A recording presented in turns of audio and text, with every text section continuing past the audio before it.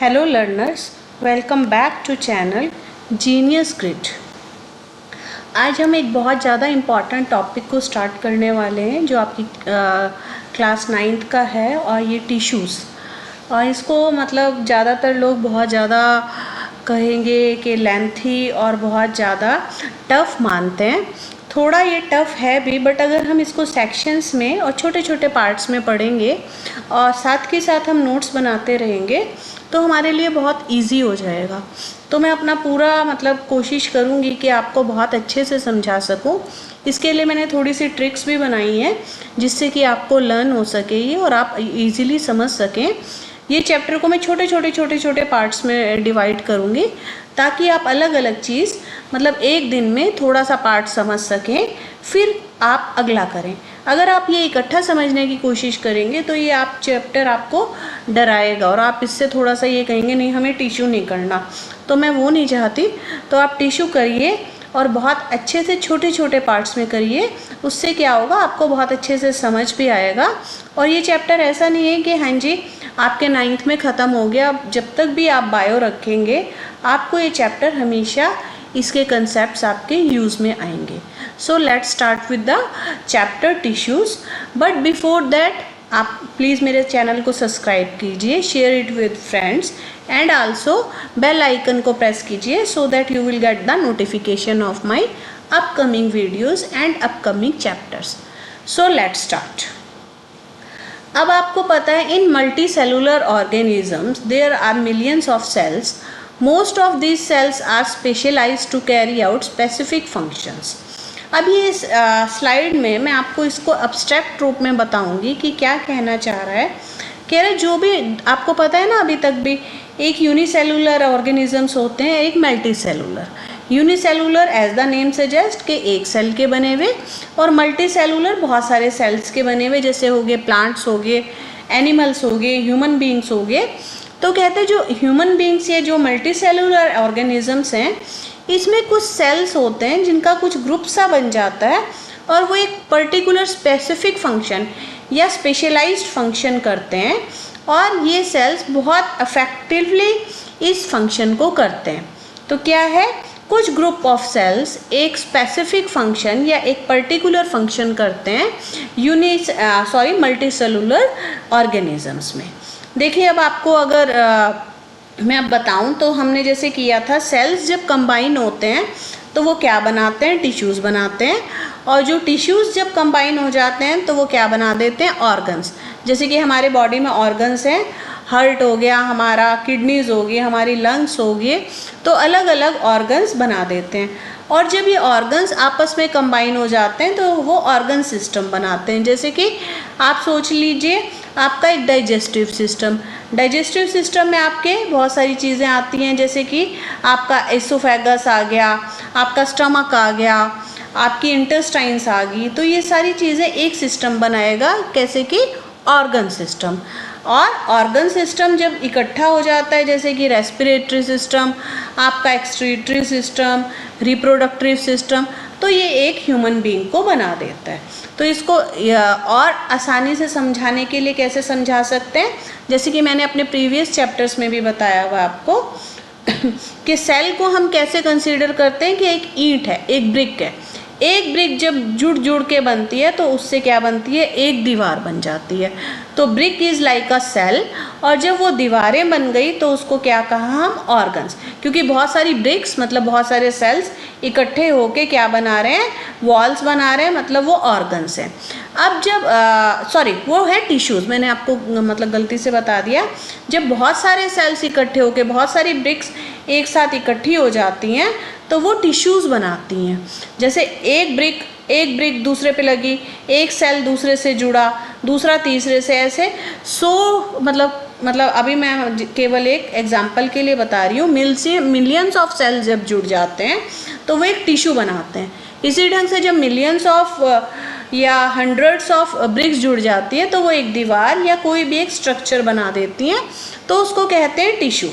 अब जैसे एक कमरा बन गया तो एक कमरा जो है वो बनाएगा एक ऑर्गन। इसी ढंग से क्या हुआ, अब जैसे सारी 4 दीवारें बन गई, उसके ऊपर सीलिंग बन गई, उसने एक ऑर्गन बना दिया। तो उसी ढंग से टिश्यूज़ मतलब जो कि ब्रिक्स से जुड़े हुए मतलब सेल से जुड़े हुए बने हुए थे, तो बहुत सारे जब टिश्यूज़ एक जुड़ जाते हैं तो वो ऑर्गन बना देते हैं। जैसे कि आप सोच लीजिए हार्ट एक ऑर्गन है, और अगर हम इसको किससे रिलेट कर रहे हैं, एक कमरे से, तो कमरा एक ऑर्गन टाइप से चीज़ हुई, वो है एक हार्ट। अब बहुत सारे जब ऑर्गन्स जुड़ जाते हैं, बहुत सारे जब कमरे जुड़ जाते हैं, तो वो क्या बना देते हैं, हमारा एक घर। तो बहुत सारे जब ऑर्गन्स जुड़ जाते हैं तो उसका क्या बन जाता है, एक ऑर्गन सिस्टम बन जाता है। और जब उसके अंदर हमारा सारा भाई आपका बाहर की भी बालकनी आ जाती है, आपके पीछे का एरिया भी आ जाता है, तो वो सारा एज सच क्या बना देता है, आपका एक कंप्लीट घर, जिसको हम अपना सपनों का घर कहते हैं। उसी ढंग से जब बहुत सारे ऑर्गन सिस्टम आपस में जुड़ जाते हैं तो वो एक ह्यूमन बॉडी बना देते हैं। तो बेसिक चीज़ यहाँ पे क्या थी कि सेल्स जुड़ के आपके बनाते हैं टिश्यूज़ जुड़ के आपके बनाते हैं ऑर्गन्स, जैसे कि हार्ट हो गया, किडनीज होगी, लीवर होगी, कोई भी मतलब आपका ऑर्गन है, और बहुत सारे ऑर्गन्स जुड़ के आपस में ऑर्गन सिस्टम बनाते हैं, और ऑर्गन सिस्टम से ही एक ह्यूमन बॉडी बनती है। A particular function is carried out by a cluster of cells at a definite place in the body. These clusters of cells is called as tissue and designed to so as to give the highest possible efficiency function. तो क्या कह रहा है ये, मैंने जैसे कि आपको पहले बताया, जब बहुत सारे सेल्स एक टाइप के जुड़ जाते हैं तो वो क्या बनाते हैं, एक टिश्यू बनाते हैं, और उनको एक फंक्शन कोई पर्टिकुलरली बहुत एफिशिएंसी के साथ करनी होती है। इसको एक ढंग से मैं और समझाऊंगी। जैसे एक बच्चे को आप मान के चलिए एक सेल। अब मैंने कहा है कि एक प्रोजेक्ट करना है आपको, कि आपको समर वेकेशंस में किसी भी चीज़ पे आप सोच लीजिए रेन हार्वेस्टिंग पे एक प्रोजेक्ट बनाना है। तो अब एक सेल था एक बच्चा, अब मैंने कहा 20 बच्चे जुड़ जाओ, तो वो क्या बन गया, एक टिश्यू बन गया, टिश्यू। तो टिश्यू ने क्या किया, ये एक बच्चा तो इतने अच्छे से नहीं कर पा रहा था ना रेन हार्वेस्टिंग का प्रोजेक्ट, तो अब 20 बच्चे जुड़ गए, कोई चीज़ लेके आया, कोई चीज़ लेके आया, तो उन्होंने वो प्रोजेक्ट बहुत अच्छे से किया, एफिशिएंटली किया, क्योंकि वो अब टिश्यू बन चुके थे। 20 बच्चों की स्ट्रेंथ थी, 20 सेल्स की स्ट्रेंथ थी। तो इसी ढंग से वो कह रहा है, जब बहुत सारे सेल्स जुड़ गए और उन्होंने एक जो भी वो फंक्शन करेंगे वो बहुत एफिशिएंटली करेंगे।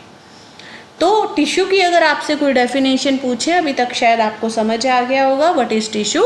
Tissue is nothing but a group of cells that have the same structure and function. तो टिश्यू क्या है, टिश्यू कुछ भी नहीं है, ग्रुप ऑफ सेल्स, मतलब बहुत सारे सेल्स जब जुड़ जाते हैं जिनका सेम फंक्शन होता है और लगभग सेम स्ट्रक्चर होता है, दैट इज अ टिश्यू। अब आपके चैप्टर में पूछा गया है, are plants and animals made of same type of tissues. तो कहते हैं जितना जैसे कि प्लांट्स और एनिमल्स हैं उनमें सेम टाइप के टिश्यूज़ होते हैं, कि भाई जैसे प्लांट्स में टिश्यूज़ हैं same will be in animals. Do plants and animals have the same structure, और उनका सेम स्ट्रक्चर होता है और वो सेम फंक्शन करते हैं टिश्यू में। मतलब ये आपकी बुक में कुछ क्वेश्चंस पूछे हुए हैं। There are noticeable difference between the two plant. अब कहते हैं कि ऐसा नहीं है, प्लांट्स और एनिमल्स में बहुत सारा डिफरेंस है। अगर आपसे पूछूं मैं प्लांट्स और एनिमल्स में क्या डिफरेंस है तो आप बहुत सारा बता दोगे, बट जो मेजर है वो क्या है, प्लांट्स बेचारे एक जगह खड़े हैं, वो हमारी तरह इधर उधर घूम नहीं सकते, दे आर नॉट मूवेबल। और जो एनिमल्स और ह्यूमन है तो वो तो उनको मतलब इंडिपेंडेंस है, वो कहीं भी घूम सकते हैं, कोई फास्ट फूड की शॉप पे जा सकते हैं, मॉल में जा सकते हैं, पिक्चर देखने जा सकते हैं, बट प्लांट्स थोड़ी ना जा सकते हैं। तो क्या हुआ, इन्होंने क्या बताया, वही प्लांट्स आर स्टेशनरी और fix, they do not move since they have to be upright, they have large quantity of supportive system tissue, the supportive tissue generally has dead cells. तो कहते हैं प्लांट्स बेचारे क्योंकि घूम नहीं सकते, अब क्या है उन पे कितनी सारी आंधियाँ तूफान, उनको कितनी चीज़ें हिलाने वाली आती हैं, तो वो जब घूम नहीं सकते तो उनको कुछ ऐसी चीज़ चाहिए कि हम एक जगह खड़े हैं, हम खड़े खड़े थकें भी ना, और हमें जितनी भी ये विपदाएं कहते हैं, नेचुरल डिज़ास्टर जो कहा जाता है, जैसे कि आंधी हो गया आजकल कितनी आ रही है, तूफान आ गए, हमें अपनी जगह से हिला भी ना सके और हमें उखाड़ भी ना सके, तो कहते हैं हमें कुछ सपोर्ट चाहिए। तो इसलिए जो प्लांट्स हैं उनको सपोर्टिव टिश्यूज़ की ज़रूरत होती है जो उनको स्टैंड करने में हेल्प कर सके। और एनिमल्स क्योंकि घूम सकते हैं तो उनको ऐसी कोई सपोर्टिव ज़रूरत नहीं है। तो एक तो यही बेसिक डिफरेंस हो गया कि plants need some supportive tissues. Animals on the other hand move around in search of food, mates and shelter. They consume more energy as compared to plants. At last of these tissue they contain are living. तो क्या है उन्होंने कहा animals जो हैं वो तो अब पहले ही बताया कि वो घूम सकते हैं और उनको कोई सपोर्टिव टिश्यू की ज़रूरत नहीं है क्योंकि वो तो एक जगह खड़ा नहीं है और उनको कोई ऐसी सिस्टम नहीं चाहिए जो उनको खड़ा रहने में सपोर्ट कर सके। उनको क्या चाहिए, वो इधर उधर घूम रहे हैं, खाने के लिए घूम रहे हैं, मतलब मेटिंग के लिए घूम रहे हैं, अपना शिकार करने के लिए घूम रहे हैं, तो हर जगह वो एनर्जी अपनी स्पेंड कर रहे हैं इन कंपैरेटिव टू प्लांट्स। प्लांट्स थोड़ी ना ऐसे एनर्जी लगा रहे हैं कि हाँ जी मॉल घूम के आ रहे हैं या कोई शिकार पकड़ रहे हैं या भाई हाँ जी कोई मेटिंग के लिए किसी के पास जा रहे हैं।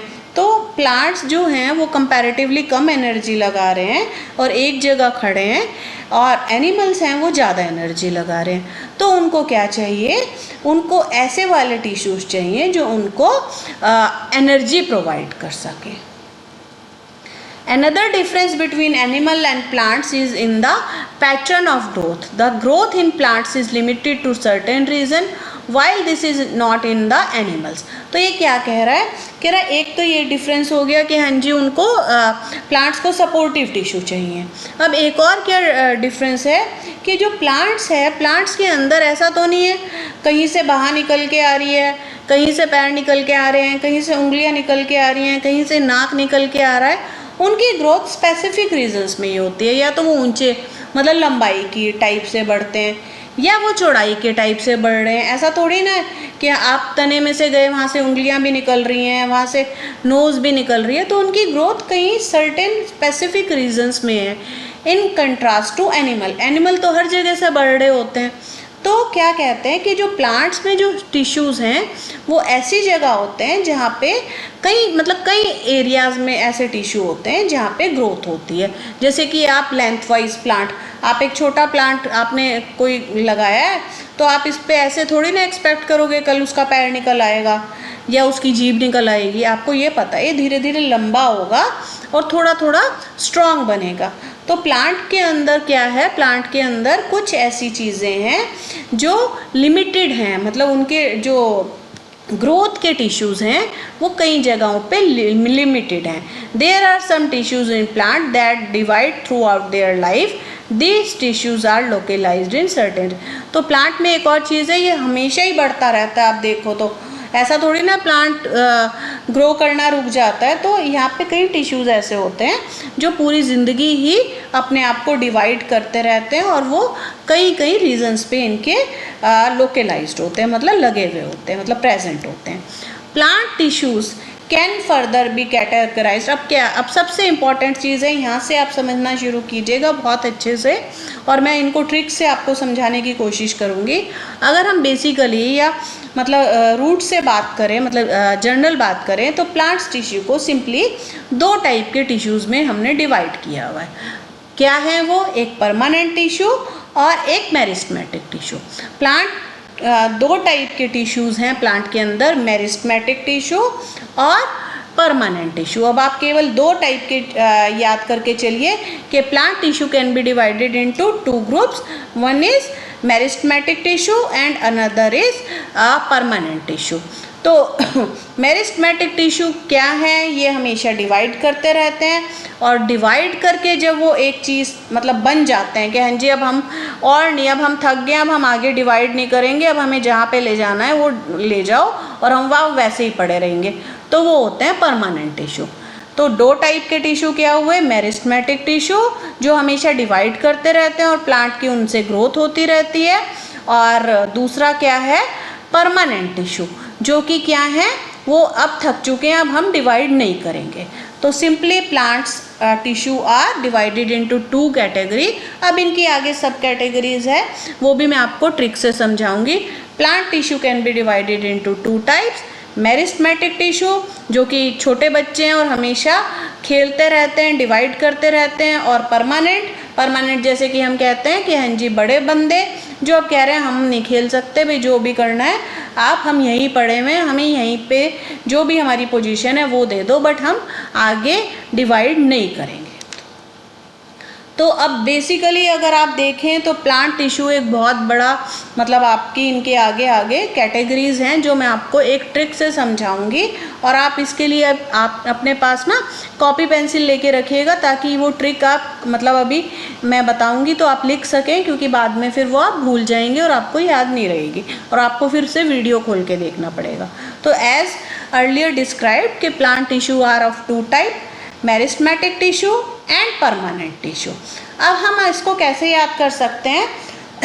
प्लांट टिश्यू को आप ये याद कीजिए, मेरिस्टेमेटिक टिश्यू को आप मेल होता है ना MAIL, तो हमने मेल की किसको? परमानेंट, एक परमानेंट नाम का बंदा था परमानंद, उसके नाम से आप याद कर लीजिए। तो मेल का पहला अक्षर क्या है? मेल, M, तो उससे क्या हुआ? प्लांट टिश्यू है मेरिस्टेमेटिक टिश्यू। और परमानेंट को हमने मेल की, परमानेंट से आप क्या कर सकते हैं? Permanent tissue.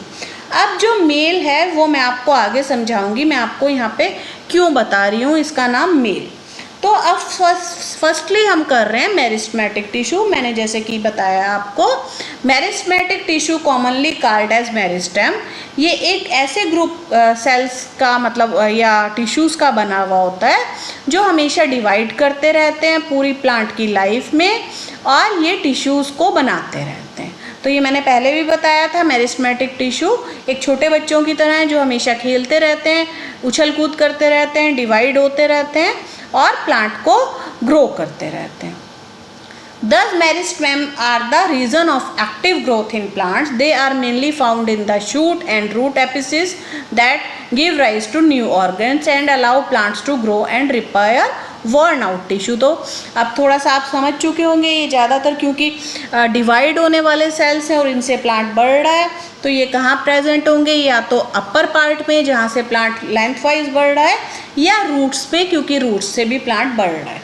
तो मेरिस्टेमेटिक टिश्यू वही वाली चीज़ होगी जो प्लांट को बढ़ने में हेल्प कर रहा है, या ऐसी जगहों पे जहाँ पे प्लांट को अगर कोई चोट लग गई है, वॉर्न आउट हुआ है, तो वो अपना मेरिस्टेमेटिक टिश्यू डिवाइड होके उनमें नए सेल्स रिप्लेस कर सके।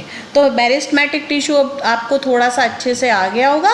अब कुछ क्वालिटीज़ होती हैं मेरिस्टेमेटिक टिश्यू की जो आपको मतलब एग्जाम्स में पूछ सकते हैं कि मेरिस्टेमेटिक टिश्यू को आप पहचानोगे कैसे? सॉरी।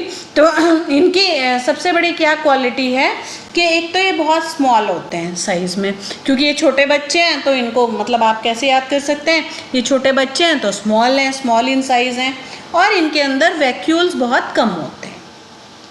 और ये क्योंकि छोटे बच्चे हैं ये लिविंग हैं, और क्योंकि इनको डिवाइड करना है तो इनकी जो बाहर की वॉल होती है वो बहुत थिन होती है, क्योंकि अगर मोटी वॉल होगी then they will feel complication in dividing, मतलब वो डिवाइड करने में अपने आप को दिक्कत महसूस करेंगे। तो इनकी दो कैरेक्टरिस्टिक क्या होगी? वो छोटे बच्चे हैं मतलब वो स्मॉल हैं और वैक्यूल्स नहीं है उनके अंदर, और उनकी वॉल्स बहुत थिन है, और उनका जो प्रोटोप्लाज्म है अंदर का जो हम कहते हैं मतलब स्लाइम लाइक बहुत ज़्यादा थिक होता है। ये मेरिस्टेमेटिक टिश्यू की क्वालिटीज़ हैं। और उससे क्या होता है? मेरिस्टेमेटिक टिश्यू जैसे कि मैंने क्या बताया, अगर कोई प्लांट को चोट लगी है या कुछ भाई डैमेज हुआ है तो ये अपने आप को डिवाइड करके नए टिश्यूज़ बना देते हैं।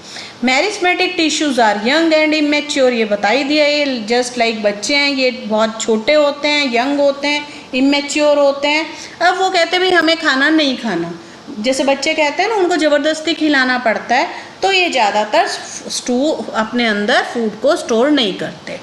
और इनके अंदर क्योंकि आपको पता है ना छोटे बच्चों की एनर्जी कितनी ज़्यादा होती है, तो they have high metabolic activity, मतलब इनके अंदर बहुत ज़्यादा अच्छे रिएक्शन हो रहे होते हैं।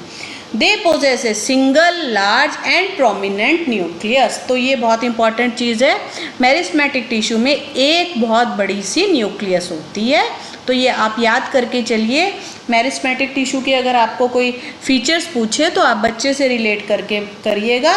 वो बहुत हाईली छोटे होते हैं, बहुत ज़्यादा एक्टिव होते हैं और वो अपने अंदर स्टोर नहीं करते फूड, उनके अंदर वैक्यूल्स होती हैं और उनकी जो वॉल होती है वो थिन होती है और उनका प्रोटोप्लाज्म बहुत थिक होता है और उनके अंदर एक ही न्यूक्लियस प्रेजेंट होती है जो बहुत प्रोमिनेंट होती है। और एक और चीज़ होती है, ये अपने अंदर इंटरसेलुलर स्पेसिस प्रेजेंट नहीं रखते। इंटरसेलुलर स्पेसिस क्या होती हैं? एक सेल और दूसरे सेल के बीच में जो जगह होती है तो वो उस जगह को नहीं रखते। टिश्यूज़ तो क्या है वो सेल से जुड़े हुए बने हैं। अब सेल्स जब आपस में जुड़े हैं तो उनके बीच में कई बार जगह छूट जाती है। तो ये क्योंकि छोटे बच्चे हैं, ये कहते हैं हम नहीं एक दूसरे से कोई डिफरेंस नहीं रख रहे, हम एक दूसरे से चिपक के रहेंगे, तो इनके बीच में इंटरसेलुलर स्पेसिस नहीं होती। तो ये आपको समझ आ गई होंगी मेरिस्टेमेटिक टिश्यू की कुछ क्वालिटीज़ जो आपको मतलब पूछी जाती हैं मोस्टली एग्जाम्स में। देखिए ये वाला डायग्राम आपको दिखाएगा, ये सिंपल सा एक सेल है जिसमें एक प्रोमिनेंट न्यूक्लियस है। सेल मेम्ब्रेन इनकी सेल वॉल इनकी बहुत ज़्यादा थिन होती है, प्रोटोप्लाज्म इनका थिक होता है, ये हाईली एक्टिव होते हैं और ये अपने अंदर फूड स्टोर नहीं करते। और ये क्या है? इंटरसेलुलर स्पेस, यहाँ पे जो स्पेस होती है एक सेल के दो सेल के बीच में, तो कोई यहाँ पे नहीं है ना, कोई स्पेस नहीं है, तो इंटरसेलुलर स्पेसिस आपस में इनके एब्सेंट होती हैं। तो आपको कोई ये डायग्राम देके पूछ सकता है कि कौन सा टाइप का टिश्यू है, तो आप इसको देखते ही बता सकते हैं ये मेरिस्टेमेटिक टिश्यू है, क्योंकि इसके बीच में इंटरसेलुलर स्पेसिस नहीं है और जो न्यूक्लियस है वो बहुत डेंस और बहुत बड़ी है। अब मैं आपको बस इस वाले लेक्चर में ये बताऊंगी, मेल जो मैंने आपको बताया था, हमने टिश्यू कैसे किए थे। Plant tissue are of two type, meristematic and permanent, और हमने इसको कैसे याद किया? मैंने मेल की परमानेंट को, मेल से एम था मेरिस्टेमेटिक और परमानेंट क्या था? Permanent tissue. अब मेल मैंने क्यों बताई थी? क्योंकि मेरिस्टेमेटिक टिश्यू के भी आगे 3 पार्ट्स हैं। अब वो कैसे हम याद कर सकते हैं? वो बहुत मुश्किल हो जाता है। तो वो है मेल मतलब MAIL, ए से एपिकल एंड आई से इंटरकैलरी एंड L से लेटरल। तो मैंने इसीलिए आपको बताया था, हमने मेल की परमानेंट को, मेल सिर्फ है मेरिस्टेमेटिक टिश्यू के लिए और परमानेंट जो है वो परमानेंट टिश्यू है, वो हम बाद में करेंगे। तो ये आपका क्या था? मेल से आपका फिर से बताती हूँ, मेल मेरिस्टेमेटिक टिश्यू के आगे 3 पार्ट्स हैं, apical meristem, intercalary meristem and lateral meristem. तो आप इसको बहुत अच्छे से ये वर्ड लिख लीजिए, मेल। मेल से आपको याद हो जाएगा कि मेरिस्टेमेटिक टिश्यू के आगे 3 पार्ट हैं, AIL, apical, intercalary and lateral. तो मैं ये वाला टॉपिक आपका मेरिस्टेमेटिक टिश्यू पे ही ख़त्म करती हूँ कि what are meristematic tissue and what are its type. अब मैं डिटेल में जो इनके टाइप हैं, एपिकल, इंटरकैलरी एंड लेटरल, अगले वीडियो में कवर करूँगी, क्योंकि आप तब तक बहुत अच्छे से कर लीजिए कि प्लांट टिश्यू के 2 पार्ट्स होते हैं, मेरिस्टेमेटिक एंड परमानेंट। मेल किया परमानेंट को, और मेरिस्टेमेटिक टिश्यू के भी आगे 3 पार्ट्स होते हैं, क्या है? Apical, intercalary and lateral. तो दैट्स इट। मेरे ख्याल से आपको मैं समझा पाई और आप समझिए, इसको छोटे छोटे पार्ट्स में लेके चल रहे हैं हम, अगर एक साथ करेंगे तो हम नहीं कर पाएंगे।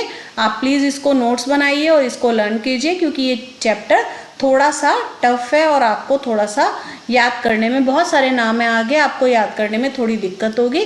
तो पॉइंट टू पॉइंट चलते रहेंगे तो हमारे लिए टफ नहीं होगा। So take care of yourself and bye for now. Bye.